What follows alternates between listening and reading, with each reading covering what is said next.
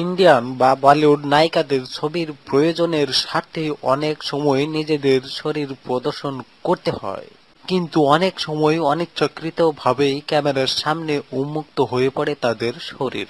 এমনকি অভিনেত্রীরা জানতেও পারেন না কখন ক্যামেরায় ধরা পড়ে গিয়েছে তাদের শরীরের গোপনাঙ্গ।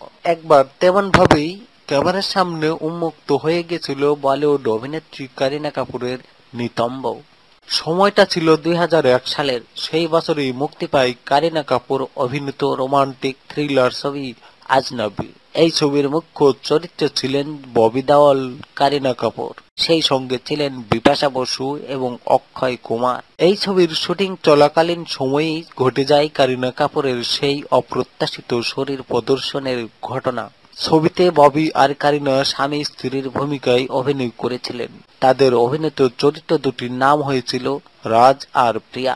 ছবিতে একটি দৃশ্য ছিল, সেখানে সদ্য বিবাহিত রাজ আর প্রিয়া মেতে উঠেছে খুনসুটিতে। রান্নাঘরে রান্না করছিল প্রিয়া আর সাহায্য করছিল রাজ। হঠাৎ দুষ্টুমি করে রাজের মাথায় ময়দা ঢেলে দেয় প্রিয়া। রাজের পাল্টা হিসেবে প্রিয়ার গায়ে ময়দা ঢালতে গেলেই প্রিয়া দৌড়ে পালায়, বাথরুমে গিয়ে লুকানোর চেষ্টা করে।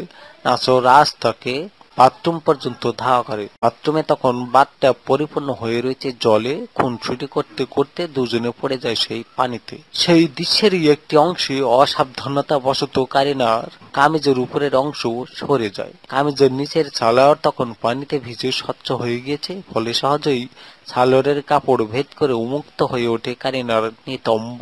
আর তখনই ক্যামেরা বন্ধ হয়ে যায় তার লজ্জাস্থান।